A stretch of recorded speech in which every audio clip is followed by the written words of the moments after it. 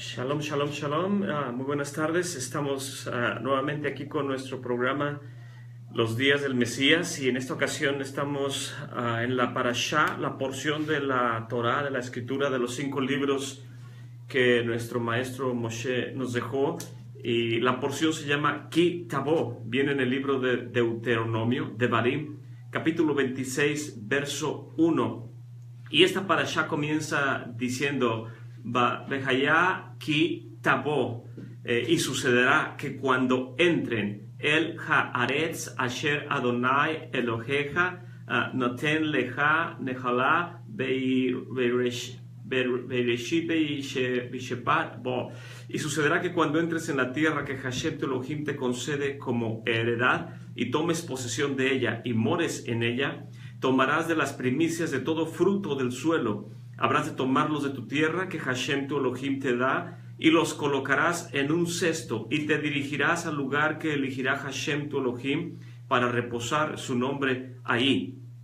Y acudirás al Cohen que esté en esos días, y le dirás: declaro hoy delante de Hashem tu Elohim que he venido a la tierra que juró Hashem a nuestros antepasados para dárnosla. Y tomará el Cohen el cesto de tu mano, y lo colocará delante del Mitzbeach, delante del altar de Hashem tu Elohim. Y entonces proclamarás y dirás de delante de Hashem tu Elohim: un arameo intentó destruir a mi padre, descendió a Egipto y habitó allí en número reducido, y se convirtió allí en una grande nación, fuerte y numerosa. Y nos maltrataron los egipcios, nos afligieron e impusieron sobre nosotros carga dura, trabajo duro. Y clamamos a Hashem, el Elohim de nuestros antepasados, y escuchó Hashem nuestra voz, y vio nuestro sufrimiento, nuestra aflicción, nuestra opresión, y nos sacó Hashem de Egipto con mano fuerte, con brazo extendido, con grande temor, con señales y con maravillas, y nos trajo a este lugar y nos dio esta tierra,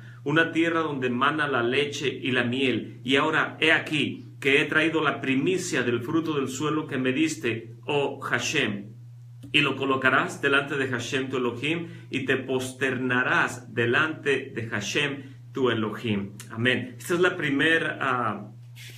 primeros párrafos de esta parashá. Estoy leyendo el Humash de ArtScroll, que viene en hebreo y en español, y esta parashá está llena de información como todas las demás, pero en esta habla de las primicias. Está hablando de la confesión de la primicia de Bikurim, los primeros frutos. También habla de la confesión de la terumá, de la porción del diezmo, la ofrenda que se trae delante del sacerdote y delante del Leví, el Cohen y el Leví. Y hay diferentes declaraciones, como el creyente viene al lugar que el Señor escogió para que su nombre habite ahí, a la santa ciudad de Jerusalén, y viene y trae su bicor, sus primicias, trae su terumá, hace la declaración que ha dado lo que le corresponde a cada miembro de la comunidad, desde el Cohen, el Leví, la viuda, el huérfano, el pobre, el Oni. Y todas estas declaraciones son muy, muy interesantes para poder nosotros entender muchos de los pasajes que vienen en el Brit Hadashah, en el Nuevo Testamento. Y aquí se establece otra condición del pacto que ya se había hecho con nuestro padre Abraham. Después viene la bendición, luego vienen las maldiciones. Viene el capítulo 28, que si obedecemos vendrán todas estas bendiciones y nos alcanzarán.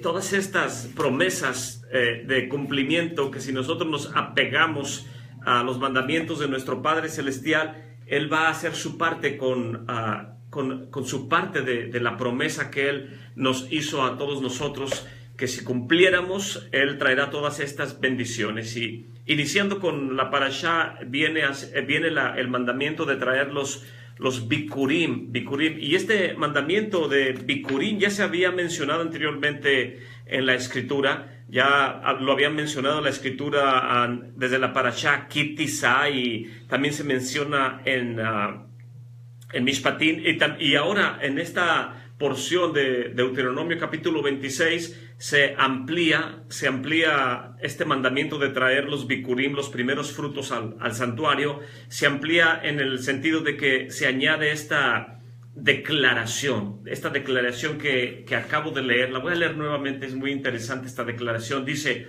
el capítulo 26, verso 3, declaro hoy delante de Hashem, tu Elohim, que he venido a la tierra que juró Hashem a nuestros antepasados para dárnosla. Y esta declaración atañe tanto al natural como al extranjero, y nosotros somos parte del Israel por medio de nuestra fe, y esta declaración también nos atañe a nosotros. Si estuviera el templo en la santa ciudad de Jerusalén, nos atañería llevar el bikur, los primeros frutos, y hoy en día no hay templo, pero los sabios de Israel han provisto una manera de conexión o de responsabilizarnos por lo que corresponde en cuanto a que cuando no hay ofrenda, no se puede ofrendar, no se puede llevar los korbanot, los sacrificios, en este caso tampoco las ofrendas, los primeros frutos.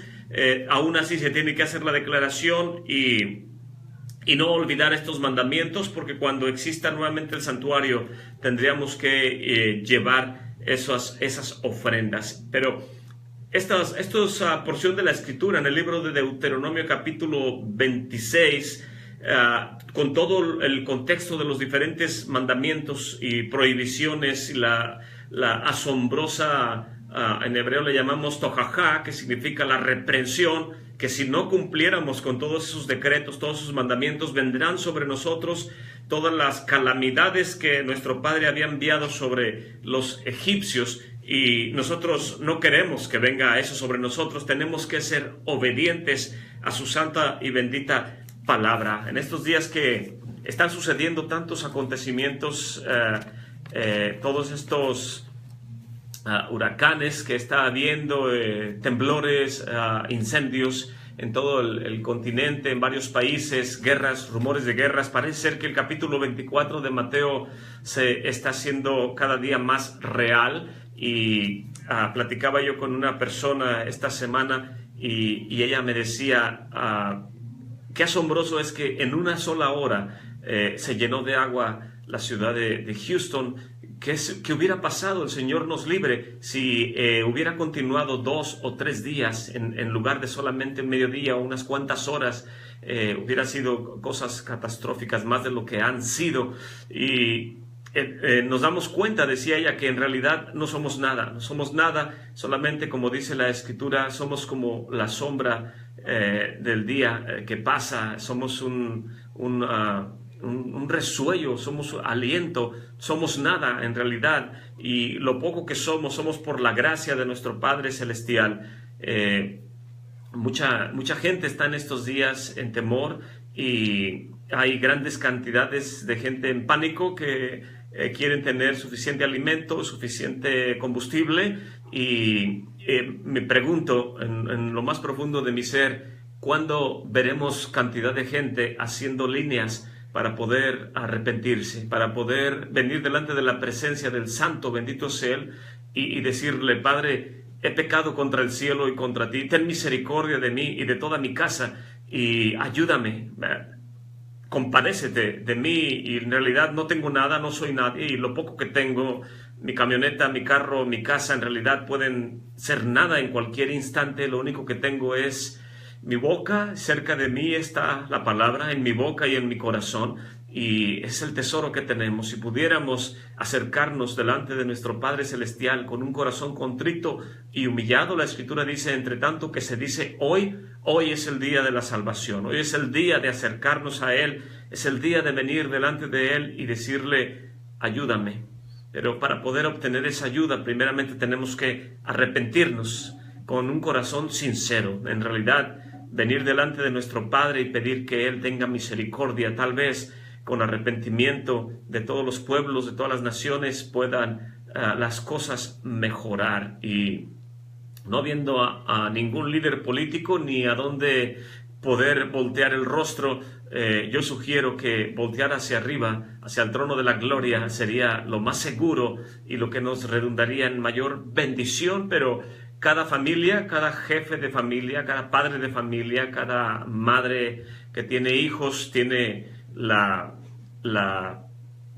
decisión de poder, hoy, en este día, se decide cómo protegemos a nuestra casa, a nuestra familia, a nuestros hijos. Cada quien tenemos esa responsabilidad. Y esta parashá parece ser increíble cómo las parashats van de acuerdo, van de la mano de la profecía, tienen cumplimiento y nos van avisando, nos van dando aliento, nos van enseñando, y el Espíritu de Santidad, el Ruach HaKodesh, nos va abriendo el entendimiento, y a través de las porciones que se leen ciclo con ciclo, año con año, nosotros podemos de alguna manera tener una visión de lo que nos acontece en este tiempo a las naciones y lo que está sucediendo con nuestro amado Israel, con la santa ciudad de Jerusalén.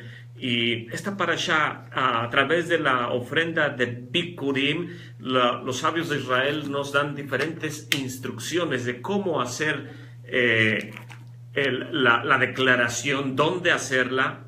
La Escritura no nos da los lujos de detalle, como siempre, porque la Escritura toma por hecho que la ley oral, o sea, los consejos de los sabios de Israel, ellos nos van a ir enseñando cómo hacer para cumplir con todos estos requerimientos que la Escritura, la Santa y Bendita Torah, nos instruye. En este caso, en el caso de los primeros frutos, de los Bikurim, tengo aquí conmigo la Mishnah. La Mishnah es la ley oral.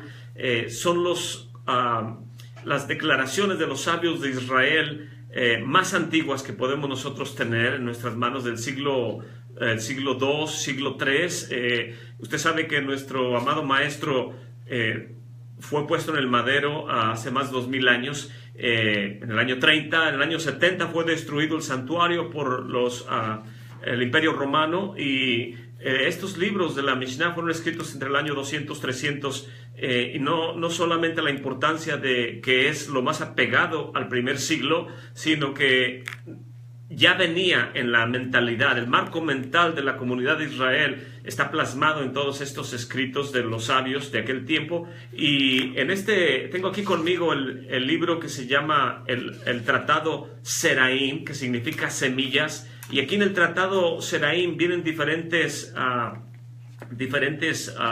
tratados menores, si podemos decirlo así.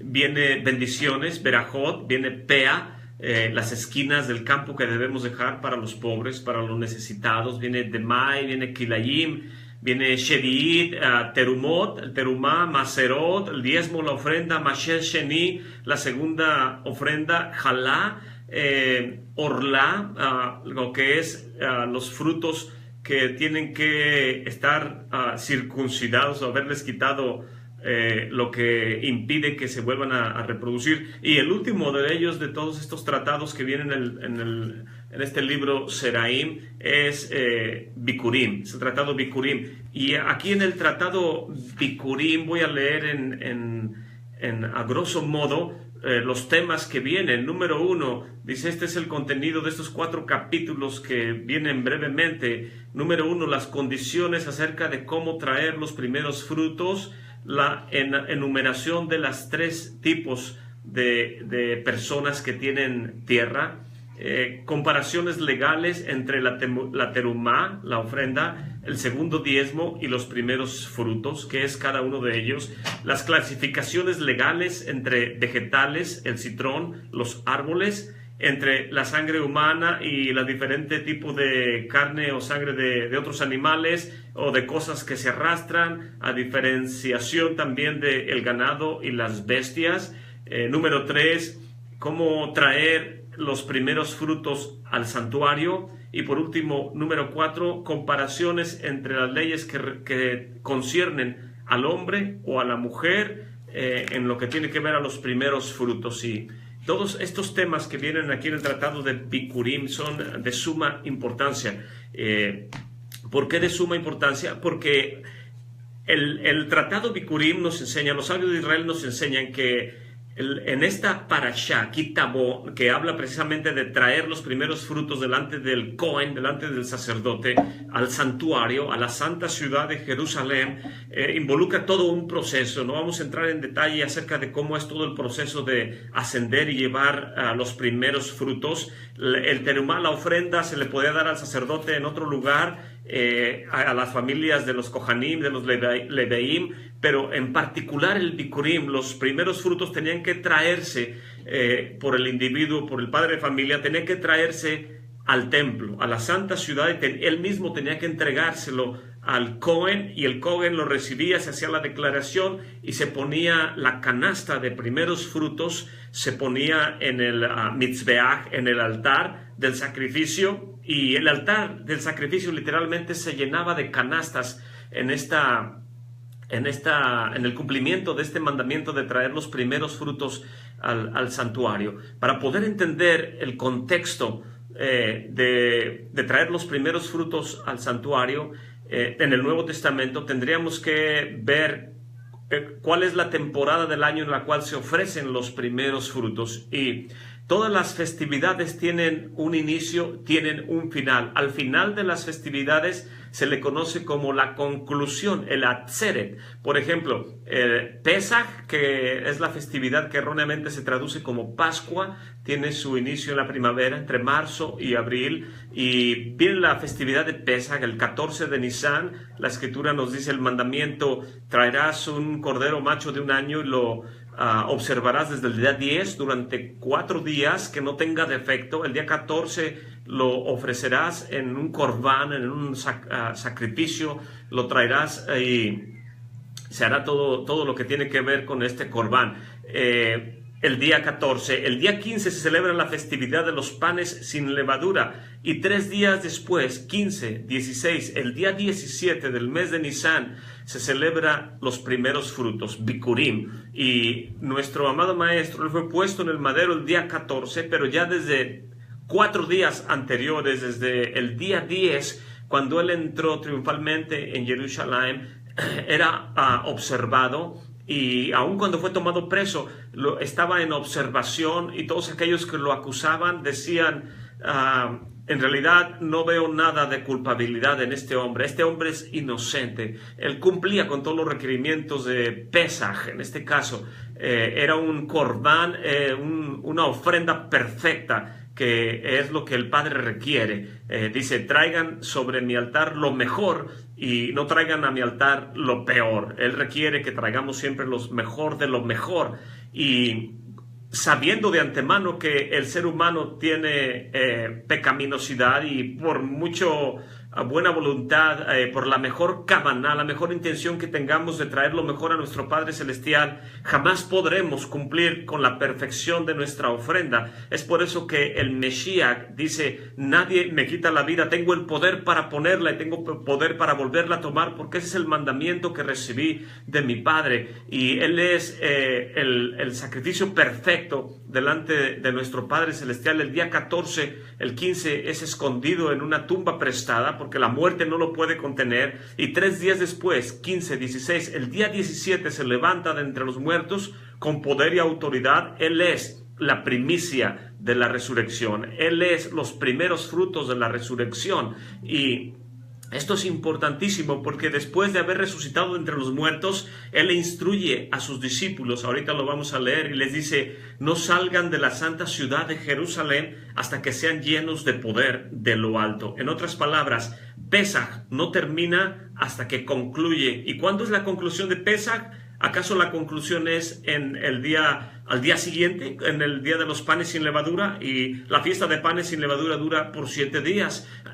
¿Pesach termina al final de los panes sin levadura, o termina con Bikurim, con la celebración de los primeros frutos? Bueno, los sabios de Israel nos enseñan. Y esto es sumamente importante, porque la Escritura no nos da estos detalles. El Nuevo Testamento, el Brit Hadashah, está impregnado de la ley oral. Y lo triste es que las escuelas teológicas, las doctrinas cristianas tradicionales han desechado los dichos, las enseñanzas de los sabios de Israel, y ahora dicen que estamos bajo la gracia. Y es imposible entender los escritos, las cartas de los shliachim, de los discípulos, los dichos de Yeshua, de nuestro amado Maestro. Es difícil, imposible entenderlos si no conocemos la enseñanza de los sabios de Israel. Cuando Cuando nuestro Padre Celestial venga y juzgue a las naciones y todos comparezcamos ante el tribunal de el Mesías, nuestro Padre y los jueces no nos van a enjuiciar en aquel día de acuerdo a cómo se comportaban las naciones. No vamos a ser juzgados de acuerdo a cómo el Imperio Romano operaba. No vamos a ser juzgados en cómo si entendemos el honor de cómo Babilonia, el rey de Babilonia se comportaba y su séquito venía delante de él y todos estos detalles de cómo darle honra a un rey terrenal. Cuando nuestro Padre Celestial venga y seamos juzgados, vamos a ser juzgados de acuerdo a lo que dice la Torá. Vamos a ser juzgados de acuerdo a cómo nuestro maestro Moshe nos la enseñó, y después, como él dijo, profeta como yo les levantará el Señor, a él deben escuchar. ¿Y será que toda alma que no escuche las voces de este profeta será cortada de la comunidad de Israel? El Mesías no vino a quitar la ley ni los profetas, la Torá, ni los dichos de los profetas, ni los dichos de los salmos. Vino a cumplir cada punto, cada letra, cada coma, cada espacio. Los sabios de Israel nos enseñan que ahorita podemos leer lo negro de la escritura que está sobre el pergamino, pero dice, cuando venga el Mesías, él nos va a revelar aún lo blanco que está detrás de la letra negra. ¿Qué tan profundo es lo que está escrito en el pergamino que nosotros no tenemos la capacidad de entender en su plenitud lo negro de la letra hebrea? Mucho menos podemos entender el fuego blanco que está sosteniendo el fuego negro de la tinta que está sobre el pergamino. Mas sin embargo, cuando leemos los dichos del maestro en los evangelios, en la Basorá, se llama Basorá, las buenas nuevas de salvación, si no tenemos la enseñanza de los sabios de Israel y desechamos los decretos, los dichos de los rabinos, literalmente estamos disparándonos en el pie nosotros mismos, nos estamos causando un daño grande, porque jamás podremos entender lo que están hablando en el Nuevo Testamento, las cartas de los discípulos o los evangelios, porque hemos desechado la interpretación de esos escritos. Y digo esto porque en el tratado Bikurim los sabios de Israel nos enseñan que Bikurim es el tikún, es la reparación del mal reporte que trajeron los espías cuando fueron enviados a explorar la tierra de Israel. Y cuando ellos fueron, vieron los gigantes y trajeron muestra de uvas. Los sabios de Israel nos enseñan que de 3 productos trajeron muestras: de uva, de granada y de higo. Y hoy, cuando se celebra o cuando estamos leyendo acerca de esta lectura de Bikurim, los sabios de Israel dicen que la reparación del error, si ellos trajeron malas palabras o mal reporte de la tierra de Israel, los sabios nos dicen, si hablar mal de piedras y de árboles trae consecuencias, porque 40 días después de haber traído el mal reporte y haber traído una muestra de higos, de uvas y de granado, 40 días después de haber dicho este mal reporte, cayeron muertos. Y los sabios nos dicen, si estos hombres hablaron mal de árboles y de piedras, ¿cuánto más será el castigo para aquellas personas que hablen mal de alguna persona, de algún miembro de la comunidad de Israel? Y en esta parashá entendemos que si la reparación es por hablar mal, ¿cuánto más será la reparación si hablamos bien, no solo de la tierra de Israel, no hablar bien de piedras, de montañas, de árboles, sino hablar bien de la comunidad, del pueblo de Israel? Para poder nosotros comprender la profundidad de lo que es el tratado de Bikurim y poder restaurar lo malo que se hizo anteriormente, tenemos que aplicar en plenitud la bendición de hablar bien de la tierra de Israel, de hablar bien del Mesías y de hablar bien de todas las palabras y las enseñanzas que los sabios nos han traído. Y en este contexto dicen los sabios que la reparación tiene que ser en base a estos 3 frutos, principalmente. Son 7 frutos los que se dan en la tierra de Israel, y no se puede traer el fruto, no se puede celebrar Bikurim hasta que estamos dentro de la tierra de Israel. Y en ese contexto, cuando nuestro amado maestro viene y busca un fruto, lo voy a leer en el libro de Mateo capítulo 21 a partir del verso 19. Voy a leer desde el verso 18, dice, y por la mañana volviendo a la ciudad tuvo hambre, y viendo una higuera cerca del camino, vino a ella y no encontró nada en ella, sino hojas solamente, y le dijo, nunca más para siempre nazca de ti fruto, y luego se secó la higuera. Y viendo esto los discípulos maravillados decían, ¿cómo es que se secó inmediatamente la higuera? Y le respondió Yeshua y les dijo, de cierto les digo, que si tuvieran fe y no dudaran, no solo harían esto de la higuera, mas a este monte le dirían, quítate y échate en la mar, y le será hecho. Y todo lo que pidieran en oración creyendo, lo recibirán. Y cuando vino al templo, se le acercaron a él y enseñaba. A él cuando estaba enseñando se acercaron los principales de los Kohanim y los Sekenim, los ancianos del pueblo, diciendo, ¿con qué autoridad haces esto? ¿Y quién te dio esta autoridad? Y aquí podemos ver que en el tratado Bikurim la Mishnah nos enseña y dice cómo podemos nosotros saber de los primeros frutos. Y los sabios de Israel nos dicen, este es el procedimiento. Aquella persona que tiene una propiedad, tiene tierra y tiene árboles o tiene un huerto, esa persona cuando ve que se acerca el tiempo de tomar los primeros frutos del año, tiene que ir a su propiedad y tiene que observar la higuera, tiene que observar la vid y tiene que observar también el granado. Y inmediatamente que ve que empieza a florecer, va a continuar yendo a su propiedad y cuando ve que brota el primer fruto, le va a poner un hilo para poder apartar ese fruto le pertenece a nuestro Padre Celestial. Ese es el procedimiento que los sabios nos enseñan. ¿Por qué causa Yeshua viene a las ciudades donde él anda caminando? ¿Y por qué inmediatamente revisa una higuera y ve que no tiene fruto? Porque él está cumpliendo con los decretos rabínicos de su tiempo. Él no los está anulando, porque en el día del juicio final todo el testimonio de los sabios de Israel está firme, porque nuestro Padre Celestial le dijo a Moshe que escogiera sabios, y a estos sabios se les impusieron las manos, se les derramó el aceite de la unción, y ellos representan la autoridad para la comunidad de Israel, de tal manera que los que rechazan las enseñanzas de los sabios de Israel literalmente están rechazando la palabra de nuestro Padre Celestial. Y Yeshua, cuando él viene e inmediatamente ve que no tiene fruto la higuera, él está revisando su propiedad. Este dueño del territorio, este señor del huerto, viene a su huerto y está buscando fruto. Claro que el contexto espiritual más profundo de lo que está sucediendo en el texto no es tanto el árbol, sino que las personas tengamos fruto. Y cuando no tenemos fruto, vendrán sobre nosotros las maldiciones que vienen aquí en esta reprensión que habla la Escritura. Mas si cumplimos con todas las condiciones y obedecemos los decretos de nuestro Padre Celestial, dicen, todas las bendiciones te perseguirán y vendrán sobre ti. La Escritura nos dice en el Brit Hadashah que estas bendiciones seguirán a los que creen. La gente que escuchó estos pasajes en el siglo I, inmediatamente a su mente venían la parashá Ki Tavo, venían la parashá Mishpatim, venía la parashá Ki Tisá,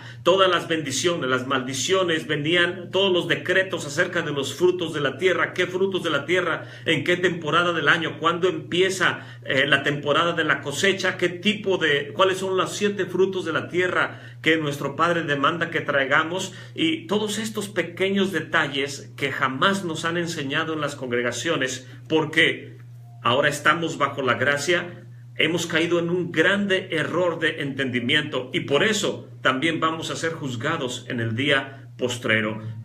Uno de los grandes maestros últimamente del siglo pasado en Israel, el Rabbi Kook, estaba en la santa ciudad de Jerusalén y vio que entró uno de los líderes políticos de aquel tiempo a tomar un café o un té, no recuerdo bien la narrativa, pero esta persona traía su kippah y cuando tomó la bebida que le estaban sirviendo no dio la acción de gracias. porque por cada cosa que ponemos en nuestra boca tenemos que glorificar al Creador del universo, bendito sea Él. De otra manera es entendido que estamos robando de lo que a Él le pertenece. Y este líder político era secular, era un judío secular, él no era religioso. Gran parte de los padres de la nación de Israel, que se les llama sionistas, no eran religiosos, eran judíos seculares. Y el Rabbi Kook, observando a este líder, vio que no hacía la bendición, se acercó a él y le dice: ¿no vas a hacer la bendición por lo que estás poniendo en tu boca? Y este líder lo voltea como con asombro y con sus ojos viendo como diciendo, le dijo: Rabí, tengo problemas más grandes de los cuales que organizar de esta nación, y lo que menos me preocupa es que si olvidé decir la bendición o no decirla. Y el rabí, con toda paciencia, lo mira fijamente y le dice: también por esto vas a ser juzgado en el día postrero. En otras palabras, creer en el Creador del universo, ser parte de la nación de Israel, tomar un fruto de un árbol es tan importante como ser parte de esta grande nación, de esta grande comunidad, y seremos juzgados en el día postrero por la manera en cómo cumplimos con los mandamientos que nuestro Padre nos ha dado. Y Bikurim, en este caso los primeros frutos, no concluye el periodo de traer la primicia hasta Shavuot, hasta la fiesta de las semanas. En otras palabras, la fiesta de Pesach no termina hasta Shavuot, comienza entre marzo y abril y termina hasta junio y julio, 3 meses después, cuando se cumplen los 50 días, las 7 semanas. Y en Shavuot, la fiesta de Pentecostés, es la conclusión de la Pascua. Y esto es importantísimo porque el Mesías, si creemos que Yeshua es el Mesías y que Él fue puesto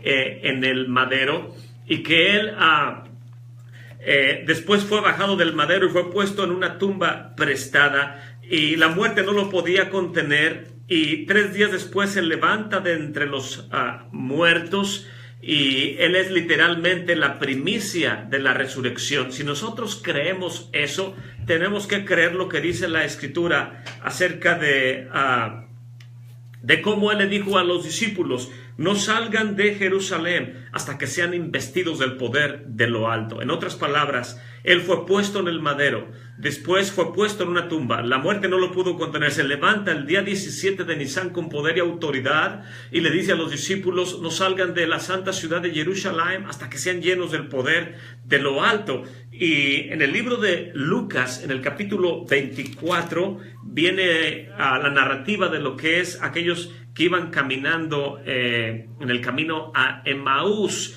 y ellos iban cabizbajos, tristes, y nuestro amado maestro se le acerca y empieza a platicar con ellos, y les dice en el verso 17: ¿qué pláticas son estas que tratan entre ustedes caminando y estando tristes? Y uno le responde, que se llamaba Cleofas, y le dice: ¿acaso eres solamente tú un extranjero en Jerusalén y no sabes lo que ha sucedido en esta ciudad en estos días? Y él le contesta: ¿qué cosas? Y ellos le responden: acerca de Yeshua, Hanatzari, el Nazareno, el cual fue varón profeta, Hanadí, poderoso en obra y en palabra delante de Elohim y delante de todo el pueblo, y cómo le entregaron los principales de los Kohanim y nuestros príncipes, los líderes, a condenación de muerte, y le colgaron en el madero. Mas nosotros esperábamos que Él era el que había de redimir a Israel. Y ahora, sobre todo esto, hoy es el 3er día que esto ha acontecido, porque también unas mujeres de los nuestros nos han espantado, los cuales antes del día fueron al sepulcro y no encontraron su cuerpo, y dijeron que vieron ángeles. Y fueron algunos de nosotros al sepulcro y confirmaron y que no estaba ahí. Verso 25 dice: entonces Él les dijo: oh insensatos, tardos de corazón para creer todo lo que los profetas han dicho. ¿No era necesario que el Mesías padeciera estas cosas y que entrara en su gloria? Y comenzando desde Moshe y a través de todos los profetas, les declaraba lo que la Escritura decía acerca de Él. Amén. Nada más voy a leer hasta ahí, pero mucha gente se pregunta en la nación de Israel: si Yeshua hubiese sido el Mesías, Él hubiera restaurado, como estos hombres están diciendo, esperábamos que Él era el que había de venir a redimir a Israel. vendría a quitar a las naciones opresoras, regresaría a todas las tribus a Israel y la nación de Israel sería levantada como un reino inconmovible, como está profetizado en Daniel y en todos los demás profetas, y eso es lo que toda la comunidad de Israel esperaba. Es imposible que el Mesías viniera a instituir un reino político con gente imperfecta, con gente pecaminosa, con gente que hasta este día tenemos toda suerte de problemas y de circunstancias, y la prioridad del Mesías no es venir, instituir un reino político y regresar a las tribus de Israel en una condición de debilidad, de pecaminosidad, de tentación. Lo que vino primeramente a hacer el Mesías es a vencer la muerte, a condenar a la muerte,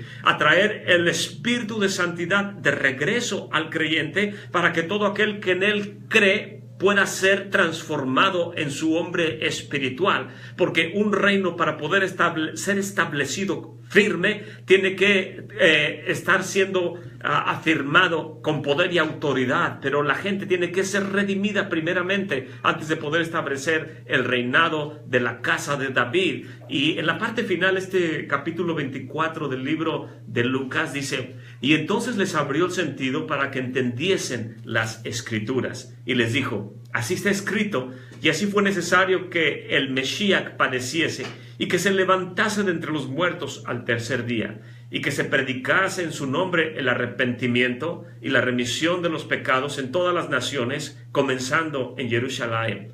Y ustedes son testigos de estas cosas. He aquí que yo envío la promesa de mi Padre sobre ustedes, mas ustedes asiéntense en la ciudad de Jerusalén hasta que sean llenos de potencia de lo alto. Amén. Y este es un mandamiento que el Mesías le está dando a los creyentes. Váyanse a la santa ciudad de Jerusalén, después de haberse levantado él. Dice ahí que es el tercer día, es el día 17 del mes de Nisan. Dice: a partir de aquí, no salgan de Jerusalén hasta que sean llenos de poder de lo alto. En otras palabras, si pudiéramos parafrasearlo, les está diciendo: comenzamos Shavuot con el día 14, he sido examinado por 4 días, no hallaron ningún defecto en mí, fui muerto para poder redimir a todos los que crean que soy el enviado del Padre, y ahora me levanto con poder y autoridad, soy la primicia de la resurrección, y a partir de aquí contarán 7 semanas, porque este grande suceso de la nación de Israel que fue sacada de Egipto no se complementa hasta en el monte Sinaí, cuando son reconocidos como una nación que acaba de nacer. Pero en el sentido más profundo espiritual, el Mesías está diciendo: Moisés los sacó de Egipto y mi Padre les dio la Torá en el monte Sinaí y las reconoció como una nación que acaba de nacer. Pero yo les digo, no salgan de Jerusalén hasta que esta nación espiritual se confirme y caiga el espíritu de santidad sobre todos aquellos que creen en mi nombre. Y el libro de los Hechos, en el capítulo 1, dice que varios vinieron y le dijeron: Señor, ¿restaurarás el reino a Israel en este tiempo? Y en el verso 7, capítulo 1 del libro de los Hechos, dice: no les toca a ustedes conocer los tiempos y las sazones que el Padre puso en su sola potestad, mas recibirán el poder del Ruach HaKodesh, que vendrá sobre ustedes, y me serán testigos en Jerusalén, en Judea, en Samaria y hasta lo último de la tierra.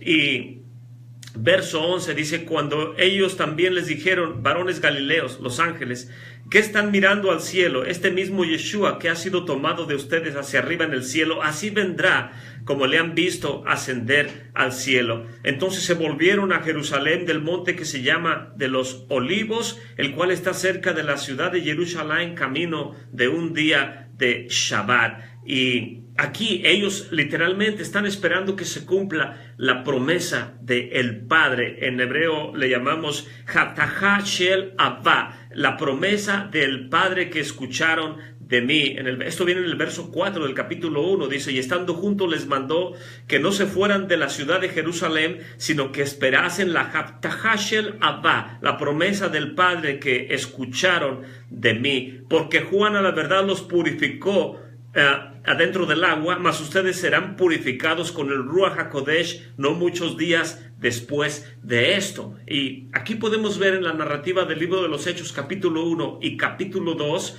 que la festividad de primeros frutos es la culminación de Pesaj y, en otras palabras, la venida del reino de los cielos sobre la tierra, no la institución de un reino político en la santa ciudad de Jerusalén a través de la dinastía de la casa de David, a través del Mesías, que es descendiente de David, operando políticamente en la santa ciudad desde el siglo I, y que nunca lo vio, y la gente dice, Yeshua no puede ser el Mesías porque él no cumplió con todo lo esperado que el Mesías vendría a hacer.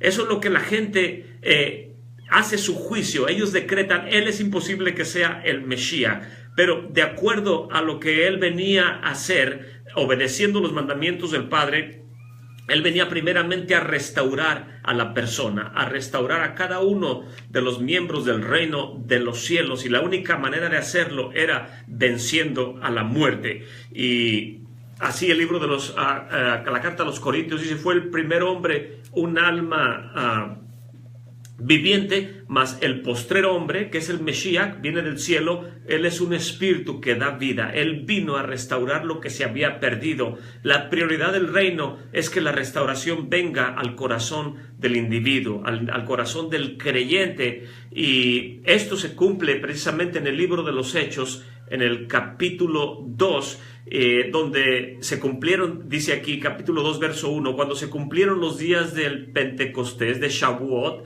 estaban todos unánimes y juntos. Esta es una frase de la fiesta de Bikurim. Los sabios de Israel nos enseñan que a partir del monte Sinaí ya no se veía cada uno de los miembros de la comunidad como un yehid, como un individuo particular. Ahora es una nación, un conjunto de individuos que todos ven por el bien de unos de otros, y que cuando un miembro de la familia se duele, todos nos dolemos, y cuando un miembro prospera o se alegra, todos nos alegramos. Por eso en las oraciones diarias que hacemos en el Sidur decimos que el ayudar a las necesidades de una novia, la esquina del campo que se guarda para los pobres, acompañar a los difuntos, dice, y el estudio de la Torá equivale a todos estos juntos. En otras palabras, en las naciones, cuando una joven pareja contrae matrimonio, inmediatamente se termina la fiesta y los novios se suben a su auto, que traen atrás cantidad de botecitos y decoraciones, y dice recién casados, y se van a su luna de miel. En la nación de Israel esto no sucede, porque la prioridad de la pareja es el reino de los cielos, la institución del reino es la comunidad, y ellos, antes de irse a su luna de miel, hacen las 7 bendiciones requeridas para una pareja, porque cuando una pareja se casa, toda la comunidad se goza junto con ellos. Ellos no desaparecen del escenario hasta después de cumplir con lo que le corresponde, que toda la comunidad se alegra con la novia. Y cuando por lo contrario, cuando una persona fallece, es un mandamiento que vayamos y acompañemos en su tristeza a aquel miembro de la comunidad que está triste porque su padre, su madre, su hijo o su hermano, Señor nos guarde perder a un familiar, había fallecido. Pero cuando uno sufre, todos sufrimos, a tal grado que los sabios de Israel decretan que si alguno de nosotros ha dejado de ver a un amigo entrañable por más de 10, 15, 20 años y después va a encontrarse con él, dice, antes de que lo vayas a ver,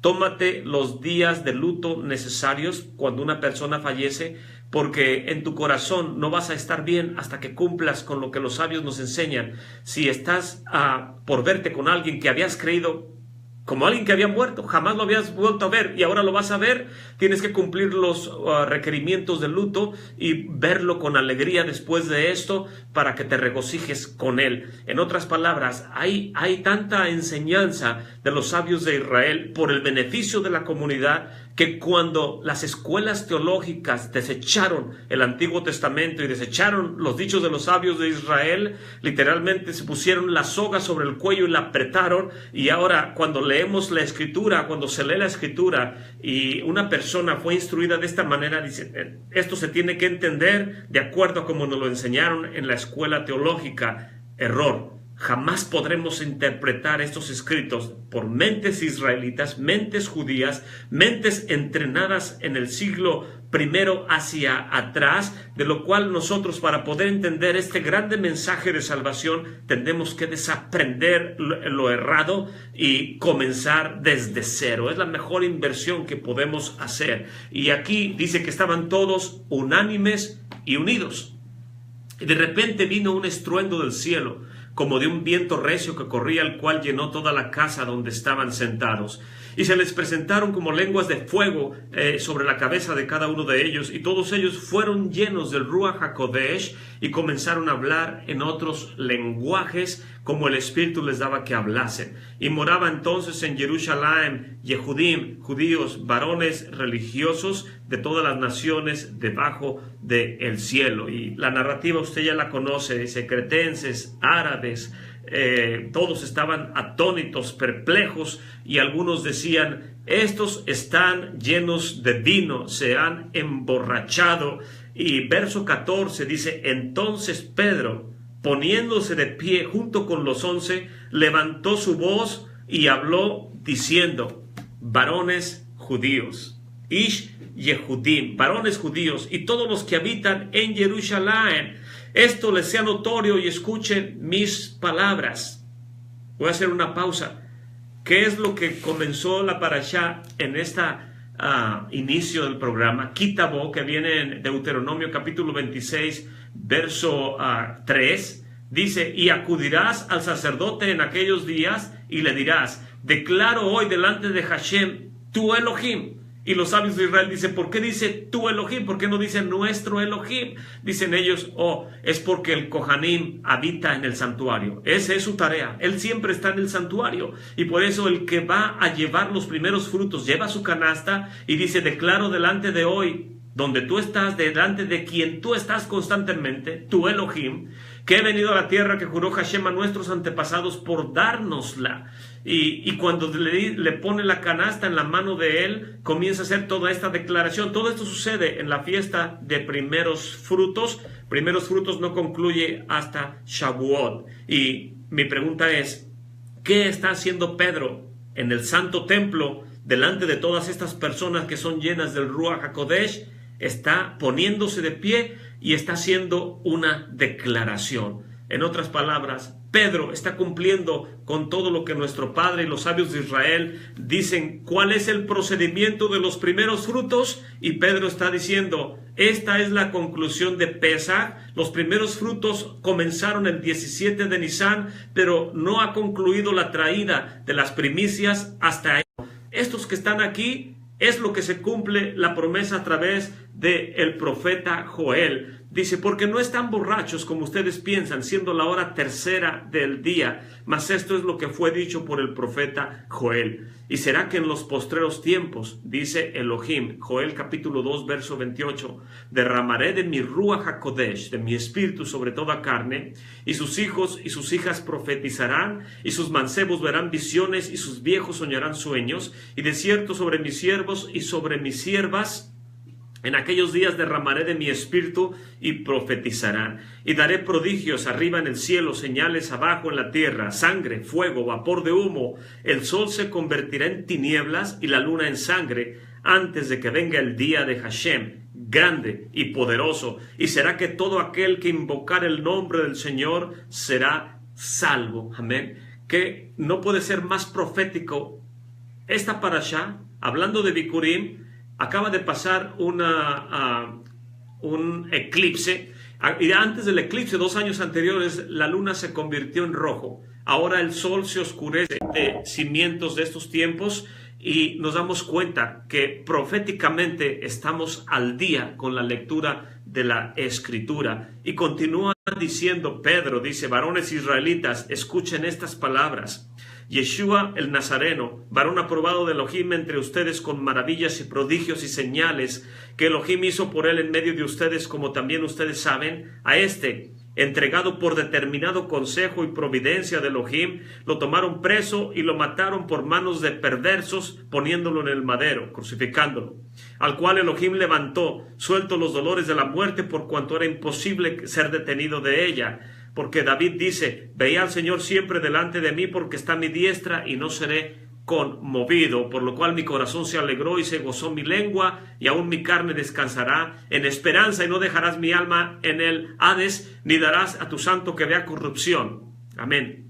Voy a continuar leyendo en el verso 29. Varones hermanos, ¿qué se les puede decir libremente del patriarca David, que murió, fue sepultado y su sepulcro está con nosotros hasta el día de hoy?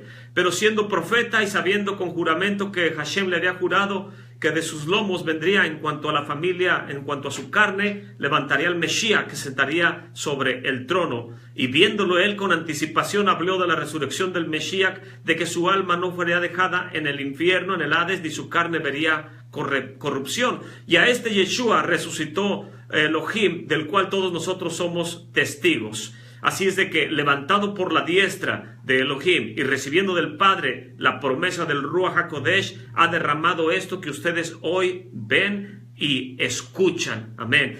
Y con eso concluyo, se me acaba el tiempo, pero qué importante es que nosotros en este día meditemos en el cumplimiento profético de todas estas porciones de la Escritura, que doblemos nuestras rodillas. Por cierto, al inicio de esta parashá viene que te posternarás delante de Hashem, y este es el versículo base para poder afirmar que delante de él toda rodilla se doblará, toda lengua confesará y todo ojo lo verá, que él es el enviado de nuestro Padre Celestial. Que tenga usted un Shabbat lleno de bendiciones. Para mí es un privilegio compartir con usted esta parashá de Kitabo, y le ruego y le encarezco en el amor del Señor que pueda usted venir delante del trono de la gloria y encontrar oportuno socorro entre tanto que se dice hoy. Shalom y shalom.